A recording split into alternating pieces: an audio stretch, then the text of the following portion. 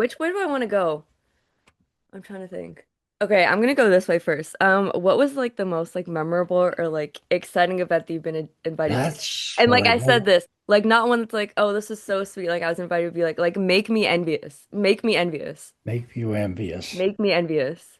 I don't know, uh, I don't know inside your head. I don't know what would make you envious, but I'm going to give you a couple of things, and they're divorced from one another. One is political in Okay. format, and Okay. one is entertainment in format. Okay, a Okay. couple of them. There's two in format and in entertainment, and there's one in political. I'll go to the political one first because it was the youngest one that I engendered. And that is, I used to have lunches with John Diefenbaker, one of the prime ministers of this country, in Ottawa at the parliamentary um, restaurant at noon hours. And That's pretty John at that, impressive. That's pretty impressive. and that's pretty impressive for a guy that was. I'm trying to think of my age about then. I would have been about 14 or 15. And I was there because my dad was a member of parliament, but he wasn't in John's party. Mr. Diefenbaker was the head of the Progressive Conservative Party at that time. My dad was a liberal, but my dad and John had hit it off for some reason. And my dad and John shared their lunch hours together, much to the chagrin. I must say, this was funny. I know it now. I didn't realize it at the time, but there would be members of his party, that is John's party, that would have loved to have got his ear and would have loved to have been, an occupant of the table that Mr. Diefenbaker was at, so they could have his ear and, talk to him about something that they needed for their home constituency or for themselves or whatever in Parliament. And here was this young guy. Well, and Mr. Diefenbaker was the complete host. He treated me as if I was um, the leader of the opposition or something. Like I at that time I was very political minded, and because of my dad, and I was able to talk to him on a one-to-one basis. We had great talks. I found out, for example, little trivial things like um, the prime minister's seat in the House of Commons is number 11. They're all numbered, but it's still number 11. That is the prime minister's seat that you see on question period where he stands up and answers all these questions from Paula Bear and all that sort of stuff. I might come And back to you for more questions on politics because I'm trying oh, to okay, understand more because like with mental health and activism and I'm also trying to get into children's rights as well because it was something that happened where a co-op position in high school for me, which you can talk about after. okay, well, But sure, yeah. So yeah, yeah. and but I enjoyed those, and they were very meaningful conversations. I was going to school at that time between Oakville, between Toronto and Hamilton at Oakville at Okay. Appleby College. Okay. And my dad would wing me down to Ottawa for, say, the Christmas break or something at my break at halfway through the school year, and Parliament would be in session, and that's when I had the privilege and a very deep privilege of knowing Mr. Diefenbaker, and I had No. the utmost respect for him. He was such a colorful character. I remember him so well. His jaws, it would wiggle like crazy, my fellow Canadians, and he introduced that line, my fellow Canadians. He was the first one to use it in speeches, and his arm would shake, and I just loved him. I loved him as a person, almost like an uncle. That's And awesome. I thank my dad for giving me that opportunity to develop that relationship. So that's one. Okay, have I made you envious? Wait, I have another. That one's pretty cool. Is the Diefenbaker, is that why like the bunker is named the Diefenbunker in Ottawa? No, I No? don't think so. Okay, 'cause No. the Diefenbunker, that's like where it was like the emergency um thing, like if something like happens, it may have been like for like a nuclear, like in case of a nuclear war. It's in You may have Ottawa. had some. It's like Yeah, it's you like may. it's like a Okay. hill. It's under a hill, and then there's like a hole. I have pictures in it. I went in, it was really, really cool.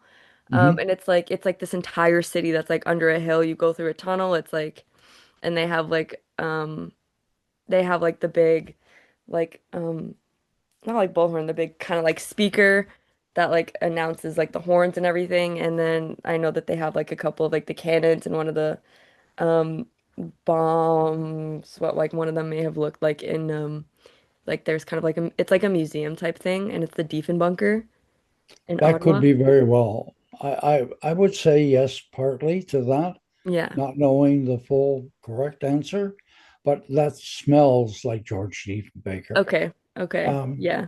you see, George has the ominous and I think the very bad legacy that he left with regard to the dousing uh, of the Avro arrow. Have you ever heard that in your sort of history stuff? I The think Avro so. arrow, the Avro arrow was the best, um, the most supersonic, best uh, airplane, military airplane that Mhm. was being tested in northern hemisphere at the time, and it was Canadian.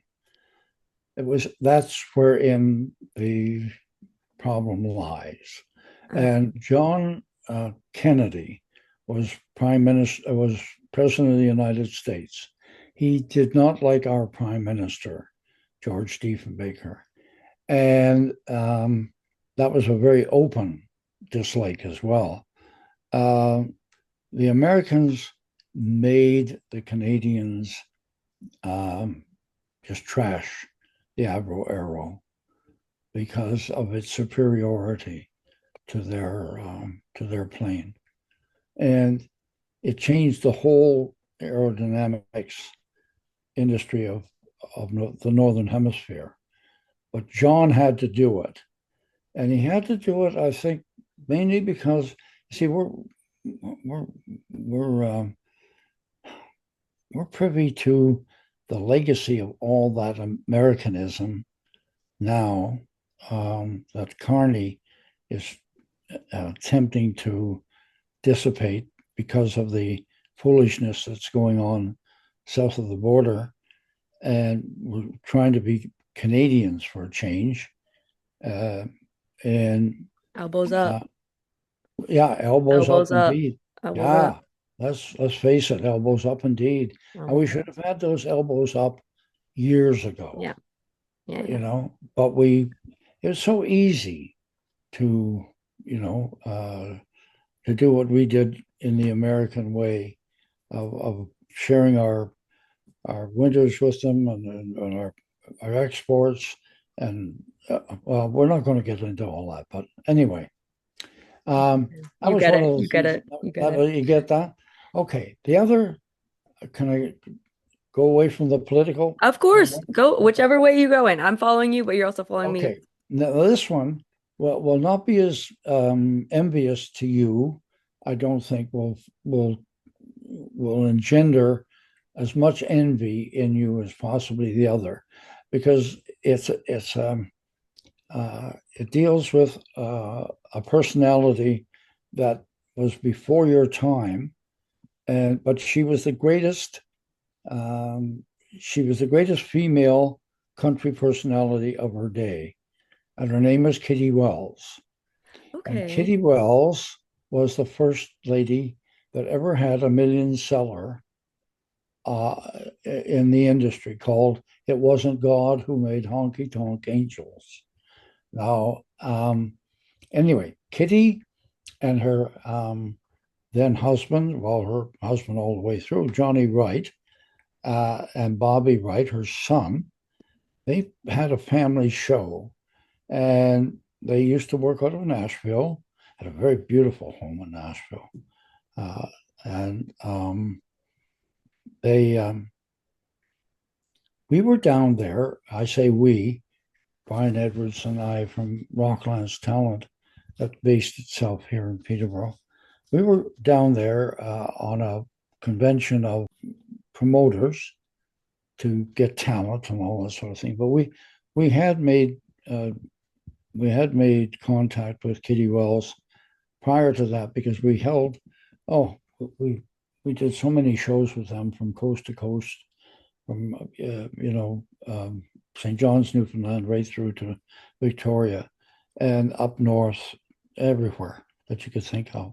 I think it was over in her lifetime, and in our lifetime in the business. I think it was over 600 shows we did with them over a period, of years. Anyway, we were down there on this one occasion, and Brian and Johnny had work to do, but they couldn't do it because they had, that is, Kitty and the group had engaged themselves at the state fair in Alabama, in Boaz, Alabama. Sweet home Alabama. Sorry. It Hey, comes out when somebody says it. there you are, you know, Boaz, Alabama. And so they said, come on down on the bus with us and travel on the bus, and we'll go down and do our show, but we'll do the business while we're on the bus. And then by the time we get back to Nashville, and this is all a double 1,600 mile venture sort of thing. And um, so that's what happened. We went down, and Boaz, Alabama, I can remember it oh so well. We drove into this field. There was a few farm buildings on either side of us, and there was a stage out in the middle of this cow pasture with a couple of curtains up, and that's where Kitty, this beautiful woman, oh, she was a great woman. Really, she was the most genteel and wonderful personality. And this is where this queen of country music was to give her state fair performance at Boaz. Anyway, and she did. But I remember that oh so well. So being on the bus with as a young DJ and being with such royalty in country music and being hosted by them, that was just something that really blew my mind. I'll never forget that. So were you Never. on their tour bus? Yeah, we were on the tour bus Oh, that's all the way so down, all cool. the way back. It was great. And we got to know the band players, we got to know Johnny, her husband, and talk with Mhm. Kitty. It's just as if you and I are talking now on Deep Talks. It's great. It was Oh, the other thing in music. I'll make you envious if you know Johnny Cash. You know Johnny Cash? yeah. Okay, love Johnny Cash. I got to meet him. I got to meet a lot of them over the years, but I particularly remember the Johnny Cash meeting with June Carter in Toronto at the Sheraton, the King Edward, I think it was, and in Toronto, they were having a reception for him for all the DJs. They were coming up to do the CNE, and they were doing the band shell there or the bandstand, Oh, and they had this beautiful big reception for them in the at noon hour or something, and we stood there. We all gathered, and we were all having not cocktail drinks, and waiting for John and Judy to come in, and it was I can feel that to this day. I don't know whether he was purposely late or whether that was just theatrical or what, but it was long. We were waiting and waiting and waiting. And then finally the doors opened, and here stood this giant of a man, and he was big. He was a big man, all in black, and his wife June with him. And he went and he shook every person's hand in that room and said hello and how are you and what's your name? What do you do? And I'll never forget, like my little hand just disappeared in, uh, his his Mitten. very easily. And I just remember meeting him and thinking, this must be like meeting God. Uh, this guy, he was, he was just, he was just, yeah, I remember those two. So I don't know if that makes you envious or not, but No, those that's are a pretty cool. little bit of highlights out of some of my highlights. And That's, um, I'm so thankful that I had the upbringing I had in the political life that my mom and dad led. And then in my school life, I'm glad they sent me away to boarding school, although I did give them pure hell the first year I was there. I ran away at odd times, middle of the night. They'd pick me up in Toronto and they picked me up in Hamilton. The cops were out looking for me and bring me back to the school. And and I spent my Christmas and my Easters. I can remember crying my eyes out. I want to come home. I want to oh. come home. And whatever. Anyway, um, yeah, I I was, actually, I have a friend.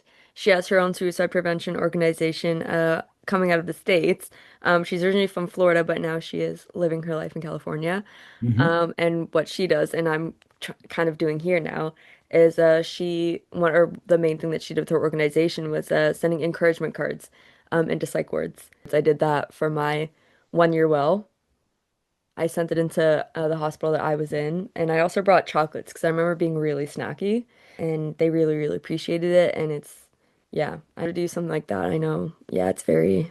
I was only there for a week, but I know there are people that were there for a lot longer, and yeah, yeah, it can be, Well, especially. yeah, it's amazing.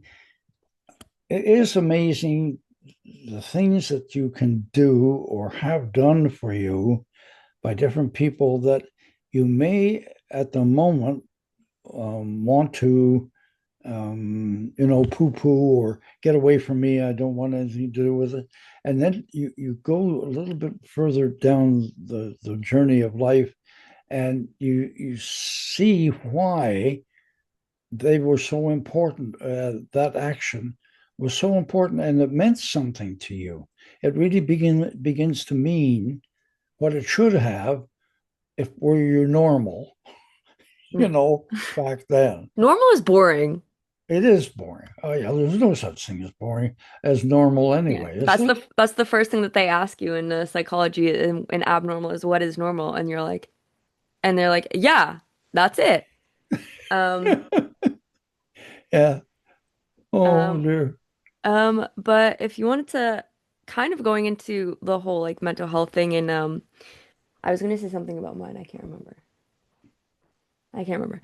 But That's all right. I guess could you kind of tell us kind of like what it was like to kind of deal with manic depression within that time, and then also kind of again with um dealing with the radio world and entertainment world on top of all of that.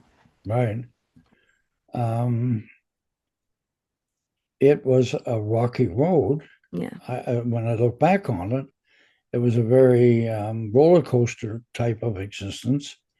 Um, I uh, I was under the care of some very good doctors here in Peterborough. One of the reasons I stayed here actually was the doctoral care I was getting.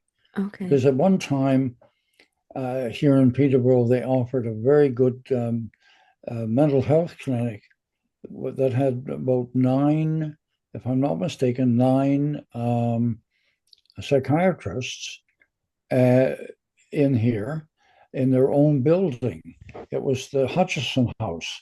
Hutchison building right across from the old Civic Hospital. 9 psychiatrists in one building? Yes, That's what we need. that's what we need, of course. And they needed that, and we got it. We had it here at one time.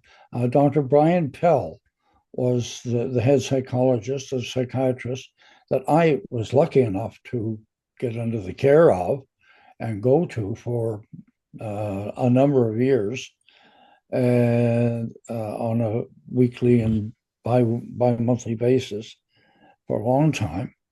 Um, and not only have him as my sounding board, but and as my doctor, but with the medications they were bringing out, I was in that time period when I was first diagnosed with being a manic depressive or borderline manic depressive back when I was 14, 15, 16 in Timmins. I was given a little blue pill I can remember to this day because I Mhm. was fascinated by it, loved it. It was called sodium amytal, and it was I feel like I developed, learned about this. remember? It was developed for soldiers in the Second World War. Okay, yeah. I think I did learn about this. It's You just like got the that? technical names I forgot. Yeah, I think I did. Yeah, yeah. Yeah. Okay. And so I was lucky enough to be put on this uh, to give me, to stabilize me somewhat in my teen years, from then till I hit Peterborough here in the 60s. And it did a wonderful number on me. And I love that little blue pill. I can remember the fascination I had with it. And I can still see it in my hand today, of, holding it out. Anyway, um, that was, I've been on pills. I could rightfully say since I was about 13 or 14, Yeah, me too. I've been on pills all my life, and I'm now 86 years of age. So uh, they talk about um, damage to your liver, damage to your kidneys, all this sort of thing. Yeah. I'm still going, to the good old Dr. Chung here at the renal clinic in Peterborough every 6 months, make sure that everything is being handled properly. But I've been lucky. I've missed all the side effects of these things. And I can tell you lots of stories. I don't know what they gave me. I have two best friends that are nurses, and Mhm. I think it's like Halal or something, but it's through an IV. I don't remember what it looked like. Don't remember what it's called. I had to be out of it because I was fighting with the IV because like trying to get a needle with me. Ooh, good Mhm. luck. Like Yeah. I told them, I'm like, no, nurses are heroes until you're trying to put a needle in me, and then you're the enemy. Um, but whatever they gave me, I don't know what it was. It was great. Oh my God, suddenly everything was funny. Oh, yeah. It was funny. I was Hmm. relaxed. I was like, oh my God, I can do this every day. Hmm. Yeah. Um, but yeah, let's not, yeah, I would like not be able to move because I had like I had to be like on the little board to like get a CAT scan and they had to, yeah. And well, were you put on medication or did you ask to be put on medication? No, I was put on medication. Okay, that's what happens a lot and which is kind of not, we should probably use like other things first. But I also started going to get Right. therapy when I was Yes. 7. Hmm. And so by the time, and then I was kind of like aware of like my anxiety and I started to like be able to feel and I developed depression in grade 9, like right when I like turned 14, I was like developing depression. And then I also with my anxiety, I was like, I can't handle this on my own anymore, and I went to her. So that happened like the right way, not them being like, okay, take this pill, Right. which is very unfortunate, and I'm sorry that you had to go through that like that. Hmm. But I also antipsychotics. I've actually been able to be moved off of mine, thankfully, which I'm happy about. The side effects were so awful. Like the one that I was taking, it had me throwing up a couple times a month. Like Hmm. it was bad. And there was one a side effect that was akathisia, which was like the muscle stiffening. Um, Hmm. and like yeah, things like that, like jaw tightening and like. Yeah, the nausea was the worst, and that one was the worst. How are you doing now? I'm good. I'm actually Good, doing really, really well. Yeah, I've good. been so with the antipsychotic for me, how I kind of realized that it wasn't working for me, or well, I kind of did it the way you're not supposed to, but I didn't completely go cold turkey. I was still putting it in my system until I realized, okay, like I can't, this is not. And it was in January, I got a cold and then I got norovirus. So Hmm. I was throwing up for like 4 days. And on the last day, I thought I was better and I took a ginger capsule and it was not. I was throwing up the whole day. And so I was like, and already like my medication, the antipsychotic would make me throw up already. If like I didn't take a ginger capsule in like 10 minutes, it was gonna come up. And then having the ginger capsule make it like happen, it was just like I was so scared to take it. But so I was like not taking all of my meds properly. But eventually like I would start to take I'm on antidepressant, mood stabilizer, and a antipsychotic. And so I would take like the mood stabilizer and the antidepressants and it would be fine. Hmm. And if I missed like the mood, any of like the mood ones that would happen in like a couple of days, like there would be something that would happen.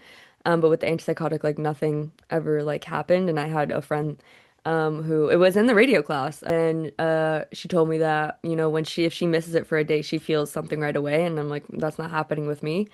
Hmm. And then eventually, like when I would feel ready enough, I would add in the antipsychotic and be taking them all properly. And then I would start to get really, really randomly, really, really badly anxious.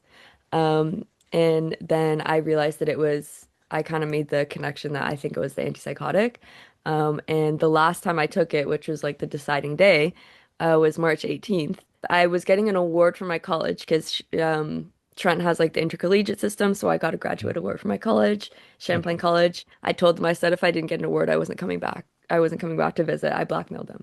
But it's Hmm. okay. The principal said I did deserve it at the end. So that's Good, good.